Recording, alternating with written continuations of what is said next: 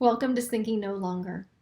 This is a short video series, about 5 minutes or so per video. And I don't know how long this will last. Just as soon as we get through some of the most important points in our Bible that I believe would have been very helpful to me and helping me not be so susceptible to falling into false teaching, had I had a better understanding of where we as Christians came from creation to Christ coming to shed his blood and die for us. And so let's just do a quick recap. So far we've had 9 weeks of Thinking No Longer. They have titles for a specific reason. He desired us. He made us. We desired something else. Adam and Eve were given an instruction not to eat from the tree of the knowledge of good and evil, yet that fruit was more enticing than loving and obeying God was for them. Then we have a hope of return. We see the first sacrifice. I don't know if it's the very first one, probably not, as it's Cain and Abel doing the sacrifice, and Adam and Eve would have been doing them, I'm assuming, before their sons. But we see the first sacrifice presented to us, and that is Cain and Abel presenting a sacrifice, suggesting a hope, that there's a hope for reconciliation. And remember, at this sacrifice, there was no priest. This was a broken relationship with God, but still, Cain and Abel were taking their offering straight to the Lord, or at least straight to his voice, however he was appearing to them at that altar. There was no Levite mediator between them, also giving evidence that the law of Moses was not taking place at that point. There was no Levitical system. Levi hadn't even been born. So we have, he desired us, but we desired something else. Yet there's a hope for return. And then we see a rest from work in Noah. Interestingly, Noah builds the ark.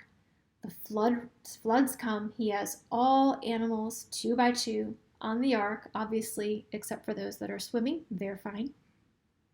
And we're told that he is going to offer a rest from work. What's interesting is that when Noah gets off the ark, he's told we can eat all things. So part of the grievance of leaving that beautiful garden and going into the dirt where the thorns and thistles are was that now there was this toil and this labor for food. So Adam and Eve were gardening together and partners in that, but they couldn't just go pluck this amazing fruit out of this luscious, beautiful tree, right? Now they had to toil the ground with sweat and tears and probably some blood. And so here comes Noah and the flood, and now they can eat animals as well. Having the earth just been flooded, I'm sure there wasn't a lot of vegetation, although I don't know how much grain they stored on the ark and how long that would have allowed them to eat after getting off the ark. But there is a rest. If you can go shoot or kill, or I guess at this point, stab or hunt, and whatever their hunting tools were at that time, an animal, and roast its flesh, that's easier than toiling the ground and waiting for something to grow. So there was a bit of a rest from work there. And then we see Melchizedek. Melchizedek is not only a king of Jerusalem, but he is a high priest.